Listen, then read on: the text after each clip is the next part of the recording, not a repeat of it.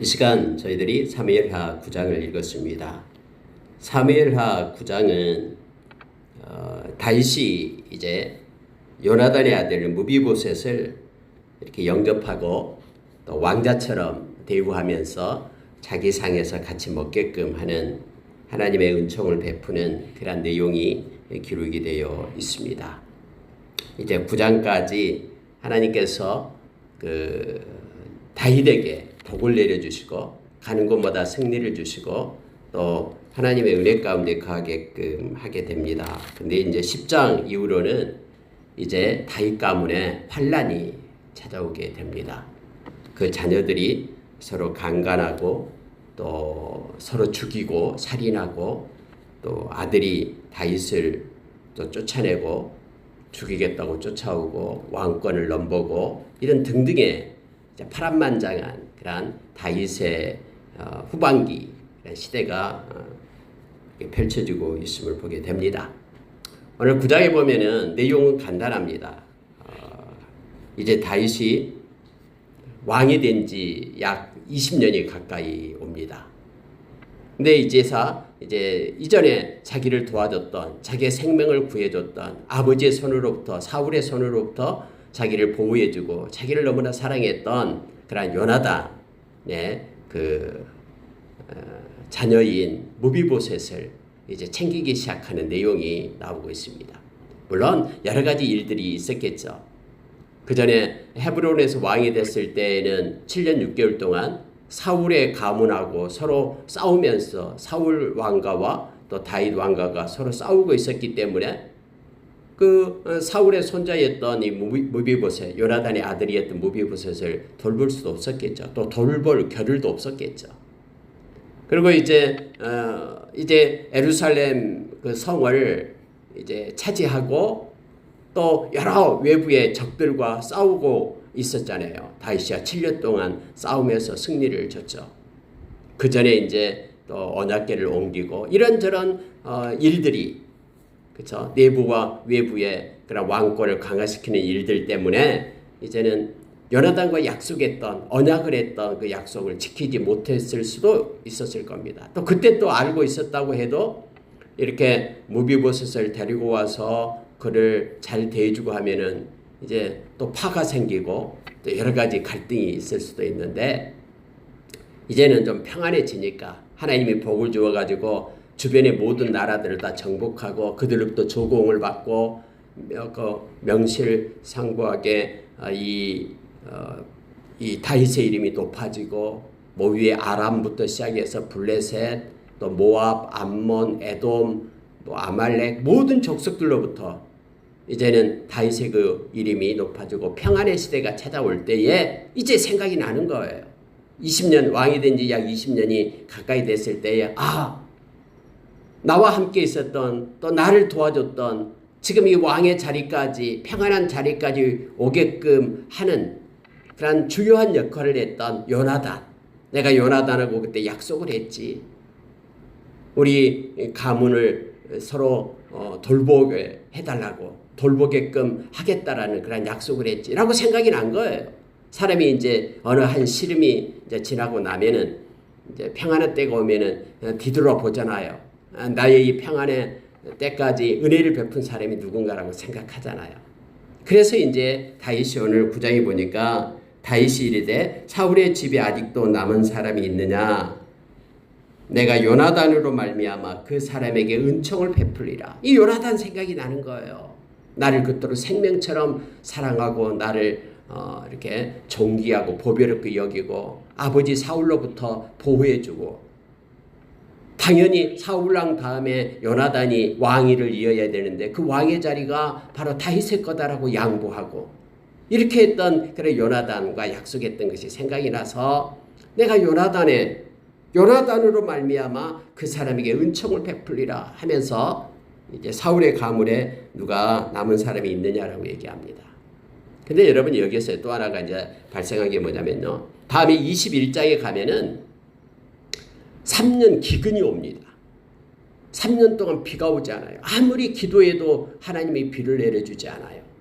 그래서 그 원인을 조사해 보니까 기브온 족속을 이 사울 가문이 핍박해가지고 기본 족속은 원래 그 이스라엘 백성이 종으로 삼았던 여호수아 때 종으로 삼았던 족속이었잖아요. 핍박해가지고 그들이 하나님 앞에 탄원하면서 부르짖고 있으니까 그것 때문에 비가 내리지 않는 것을 알잖아요. 그래서 어떻게 하면 되냐고 했더니 그 기본 족속들이 사울 가문의 사람을 갖다가 나무에 매달라라 이렇게 요청을 하잖아요. 그래가지고 사울 가문의 사람을 찾아가지고 7명을 나무에다가 매달아서 죽이는 사건이 나타나잖아요. 아니 근데 그때는 21장이고 여기 9장에서는 사울 집에 아직도 남은 사람이 있느냐. 뒤에 가서는 또 사울의 또 가문의 사람도 7명을 갖다가 매달고 있고 그래서 신학자들은 이게 서로 순서가 바꿔진 것이 아니냐라고 주장하는 사람도 있습니다만은 여러분 이 성경은요 시대순으로 된 게 아니다라고 얘기했잖아요. 이 성경은 언제나 하나님의 주권적인 것으로 하나님의 주제별로 이렇게 기록되어 있는 것을 우리가 기억하면은 이대로 여러분 받아도 충분히 이해가 됩니다. 지금 다윗이 얼마나 무자비했습니까? 앞에서 여러분 8장에서 사람들을 막 죽일 때 줄로 재어가지고 2줄 된 사람들은 다 죽여버리잖아요. 모압. 3분의 1은 다 죽여버려요. 키 작은 사람 어린아이들만 살려두고요. 이렇게 적에게는 완전 너무나 무자비한 그러한 다윗이었잖아요. 근데 자기가 사랑하는 자에게는 이렇게 은혜를 베풀고 자비를 베풀었던 다윗의 모습을 보게 될 때 우리는 그대로 이 말씀을 받을 수가 있다라는 거죠. 그러니까 다윗이 베풀고 싶었던 것은 사울 가문의 모든 사람이 아니라 요나단의 그런 가정을 다윗은 살리고 싶고 베풀고 싶었죠. 왜냐하면 요나단하고 서로 언약을 했기 때문에 그래요. 그래서 평안해지니까 이제 신하들한테 물어요. 요나단을 위해서 내가 뭔가를 해야 되겠다. 내가 요나단 가문을 챙기지 않으면 내가 벌받을 자지.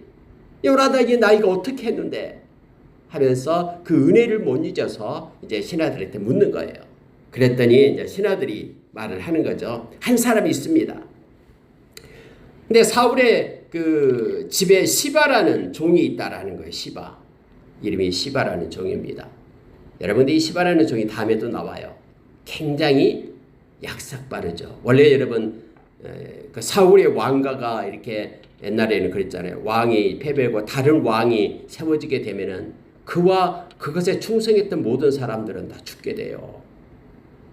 또 사울의 가문의 왕자들은 다 죽게 되잖아요. 그래서 여러분 사울왕이 죽었다라는 소식을 들을 때에 이 무비보셋 요나단의 아들을 갖다 유모가 데리고 가다가 떨어뜨려 가지고는 2 다리가 절게 되었잖아요. 앞에 성경에 나오잖아요. 죽을까 봐. 그래서 여러분 여기서 시바가 살아있다라는 것은요. 이 사람이 얼마나 이 정치적인 그러한 정치술이 뛰어난지 알 수 있잖아요. 그 사울 왕을 섬기다가 사울 왕이 죽으니까는 그것을 잘 교묘하게 넘어가서 또 다윗 왕가 쪽에서도 살아있을 수 있는 그런 정치적인 그런 사람이었음을 알게 됩니다. 다음에 여러분 또 이렇게 다윗이 쫓겨가게 될 때 이게 또 무비보셋을 속여요. 이 시바가요. 마치 무비보셋이 다윗을 배반한 것처럼 그렇게 막 다윗에게 얘기해가지고 무비보셋이 가지고 있던 그런 집안 땅들을 갖다가 시바가 차지하게 되잖아요. 그다음 다음에 또 이 사실을 다윗이 알게 돼요. 깨닫게 돼요. 그래가지고도 역시 시바에게 그런 반반 나눠라 이렇게까지 하게 됩니다. 그러니까 이 정치술이 뛰어난 거예요. 여러분 옛날에 일제시대 때 막 한국 사람들을 괴롭혔던 친일파들이 있잖아요. 근데 그들이 강복이 됐어도 그들이 여전히 권세를 누리잖아요. 이 정치술이 뛰어나기 때문에 그래요. 그래가지고는 강복이 돼서도 또 어느새 또 이쪽에 또 붙여가지고 또 그렇게 하는 사람들이 있잖아요. 간신배들이요. 이 시바가 바로 그런 역할을 합니다. 아주 능숙하게 시대의 흐름을 타고 이쪽 붙었다 저쪽 붙었다 박쥐처럼 그렇게 행했던 시바의 모습을 보게 됩니다. 아니 시바가 있다라고 지금 말하는 거예요. 사울의 종 아주 권세가 있는 아들 숫자도 굉장히 많잖아요. 15명이나 되고 종이 20명이나 되는 그때까지도 권세를 누리고 있는 시바가 있다라고 말하는 거예요. 그래서 이 다윗이 그럼 시바를 불러와라 얘기했습니다. 자 3절에 한번 보십시오. 왕이 이르되 사울의 집에 아직도 남은 사람이 없느냐? 내가 그 사람에게 하나님의 은총을 베풀고자 하노라 하니 시바가 왕께 아뢰되 요나단의 아들이 하나 있는데 다리 저는 자니이다. 다리를 저는데 맨 밑에 보니까 그는 두 발을 다 절더라 이렇게 되어 있죠. 떨어뜨려 가지고 유모가 그래서 다리를 저는 그런 부상당한 그리고 환자인 무비보셋이 있다라고 말합니다. 여러분 무비보셋이라는 이름을 기억을 해 보십시오. 이 보셋이란 말은 바알이라는 뜻이에요. 그럼 무비라는 것이 무슨 뜻이냐면요. 무비라는 파괴자라는 뜻입니다. 바알의 파괴자 이런 뜻이에요. 무비보셋. 근데 이 앞전에 그 사울 왕가의 왕이 되었던 사람이 있죠. 사울이 죽고요. 이스보셋이 있잖아요. 그럼 이스라는 단어는 무슨 뜻이냐면은 아들이라는 뜻이에요. 아들, 숭배자. 그래서 이스보셋은 바알의 숭배자, 바알의 아들 이런 뜻이 돼요. 사울이 얼마나 자기 아들의 이름을 지을 때에 이스보셋이라고 지은 거거든요. 근데 그의 아들 요나단은 이것이 너무나 싫거든요. 그래서 자기 아들은 이스보셋의 반대말인 무비보셋이라고 지은 거예요. 이걸로 봐서 여러분 요나단이 얼마나 하나님 앞에 신실한 자였던가를 알게 됩니다. 우리는 나는 바알이 싫다라는 거예요. 이 풍요의 신이 싫다라고 생각하고 무비보셋 이렇게 한 거예요. 무비바알 하다가 무비보셋으로 바꿔진 겁니다. 그래서 이거 이름만 보더라도 요나단의 믿음을 알게 됩니다. 요나단은 정말로 하나님을 잘 섬겼던 하나님의 사람이었죠. 그래서 하나님께서 다윗에게 기름 부음을 알고 자기 대신에 다윗을 왕으로 세우려 했던 정말로 하나님의 사람이었음을 알게 됩니다. 그의 아들의 이름도 무비보셋, 바알의 파괴자. 나는 하나님만을 섬긴다 라는 그런 이름을 가지고 그 아들에게 붙여줬음을 알게 됩니다. 그래 그와 같이 이름과 연관돼서 하나님이 그를 살려둔 거예요. 왕자 중에서요. 손주 중에서요. 자 여러분 다윗은 이 무비보셋을 데려오라라고 말합니다. 무비보셋이 와서 요나단의 아들 무비보셋이 다윗에게 나와 그 앞에 엎드려 절합니다. 다윗이 이렇게 말합니다. 무비보셋이여 라고 부르니까는 당신의 종입니다. 자 7절 보겠습니다. 다윗이 그에게 이르되 무서워하지 말라. 내가 반드시 내 아버지 요나단으로 말미암아 내게 은총을 베풀리라. 내가 내 할아버지 사울의 모든 밭을 다 내게 도로 주겠고 또 너는 항상 내 상에서 떡을 먹을지니라 하니라. 여러분 누군가에게 보상을 해주고 그의 신분을 회복시킨다라는 것은요 중요합니다. 근데 반드시 은혜를 베푼다라는 것은 두 가지가 들어가야 됩니다. 하나는 신분이 회복이 돼야 됩니다. 그래서 여러분 다윗은요 이 무비보셋에게 왕자처럼 대하리라. 너는 죽을 때까지 왕자가 되리라 라고 말하는 거예요. 그래서 마치 내 아들처럼 이 내 상에서 왕의 상에서 함께 밥을 먹게 될 것이다. 그의 신분을 회복시켜줍니다. 두 번째는요 신분만 있으면 뭐합니까? 물질이 있어야 되잖아요. 그래서 물질을 회복시켜줍니다. 그게 뭐냐면은 바로 이전에 너의 할아버지가 가지고 있었던 모든 밭을 다 너에게 주리라. 그래서 사울 왕이 가지고 있던 모든 땅을 갖다가 무비보셋한테 줘버리는 거예요. 이것을 봐서 다윗은 대단하잖아요. 그래서 다윗은 자기 그 요나단하고 맺었던 그 언약을 자기가 왕이 된 지 20년이 지난 후에 이것을 갖다 기억하고 지켜주는 거예요. 물론 이때가 하나님 보시기에 정확한 때였을 줄도 있어요. 그 전에 했다 그러면은 막 그 권세들이 있잖아요. 사울의 왕가의 권세들도 있고 해서 그러한 것을 누리지 못할 수도 있었는데 하나님의 때에 하나님의 방법으로 하나님께서 기억나게 해서 그래서 이 다윗이 은혜를 베풀고 있음을 보게 됩니다. 여러분 하나님의 때는 언제나 정확합니다. 우리가 그걸 인정을 해야 돼요. 그래야지 우리가 조급해하지 않습니다. 디모데후서 3장 1절에서 5절에 보면은 마지막 때가 되면은 세상의 흐름이 조급하다라고 말합니다. 막 배반하여 팔며 조급하며 배반하여 팔다라는 것이 무슨 뜻입니까? 자기에게 유익이 되지 않는다 그러면 약속을 했어도 헷가닥 뒤집는 거예요. 언제 그랬냐는 둥 약속을 지키지 않는 거예요. 이런 세상이 되었다고 말합니다. 또 너무나 조급해요. 막 안달해요. 뭔가 진득하게 느긋하게 기다리는, 하나님의 때를 기다리는 그게 없어요. 근데 우리가 하나님의 때는 정확하다라고, 하나님은 실수하지 않는다라고, 공의로우신 하나님, 진실하신 하나님을 우리가 마음속에 간직하고 있다 그러면은 하나님의 때를 기다리는 지혜로 살아갈 수가 있어요. 그렇지 않을 때는 막 하나님 왜 그래요 하면서 불평하고 원망하고 너무 조급해가지고 빨리빨리 이렇게 해가려고 하는 그런 모습을 보일 수가 있죠. 세상은 점점점 빨라지고 조급해하게 됩니다. 그러나 하나님의 백성은 하나님을 믿기 때문에, 신뢰하기 때문에, 실수하지 않는 하나님을 믿기 때문에, 의지하기 때문에, 보상해 주시는 공의로우신 하나님을 믿기 때문에, 반드시 약속을 지키시는 하나님을 믿기 때문에 평안한 마음 가운데 하나님의 때를 기다릴 줄 아는 그런 지혜로 살아야 됨을 알게 합니다. 모비보셋이 이제 다윗이 왕이 된 지 20년대가 될 때에 하나님께서는 다윗의 마음속에 모비보셋을 생각나게 하고 요나단을 생각나게 하고 그 은혜를 갖게끔 하고 이제부터는 왕처럼, 왕자처럼 그렇게 신분이 회복되고 또한 많은 땅들을 그에게 주었음을 성경은 말해주고 있습니다. 또 누구에게 섬기려고 또 누구를에게처럼 다윗처럼 은혜를 베풀려고 하면은 일단은 인격적으로 그렇게 대우를 해줘야 됩니다. 신분을 회복시켜줘야 돼요. 그냥 이렇게 구걸하는 사람한테, 거지들한테 뭐 하나 떡 하나 던져두듯이 그렇게 그 사람을 구제하고 또 그 사람에게 대해서는 안 됩니다. 신분을 먼저 회복시키고 존중하게 여기고 그리고 그에게도 물질적인 풍요도 가지고 있다면 더해주는 이 다윗과 같은 모습을 우리도 보여야 됨을 알게 합니다. 그리고 여러분, 이 모든 것들을 사울 왕의 그 땅이 얼마나 큽니까?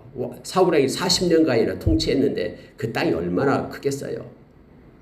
근데 그 땅을 갖다가 다 경영할 수가 없잖아요. 그래서 또 시바를 찾는 거예요. 시바, 너가 다 경영해서 모비보셋의 집안을 세워줘라.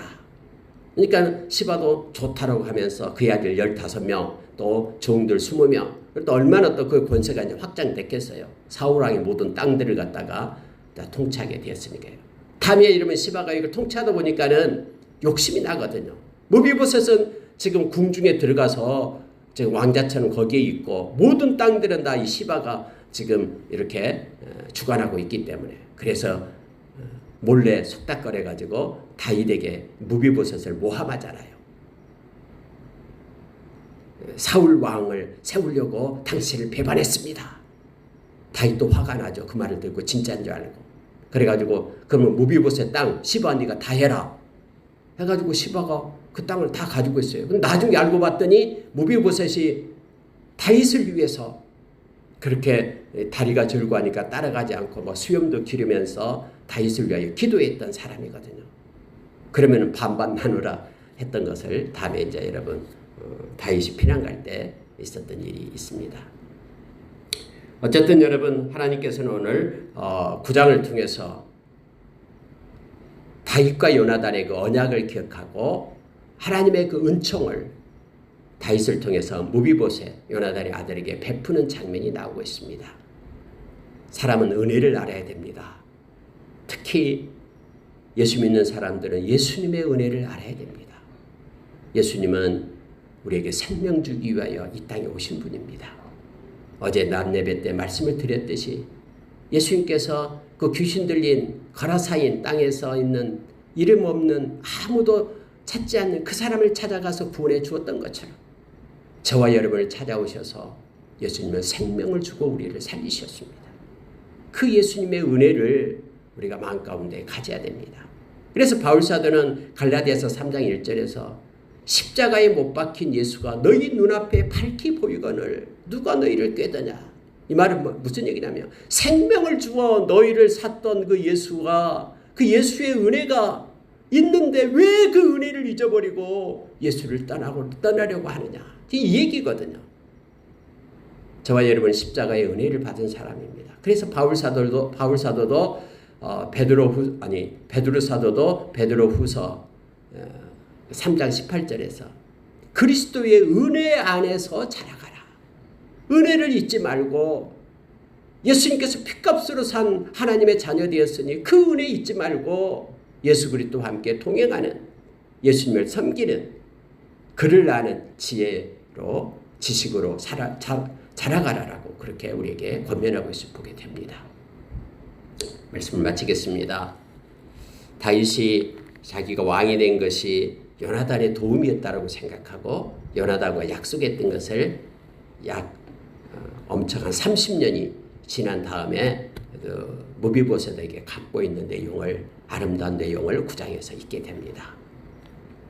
저를, 여러분을 살려주신 우리 주님의 은혜 속에 감사하며 오늘 하루도 그분께 영광 돌리고 주님과 동행하는 하루가 되기를 원합니다. 은혜 안에서 오늘도 뛰노는 아름다운 날 되기를 소원합니다. 기도하겠습니다.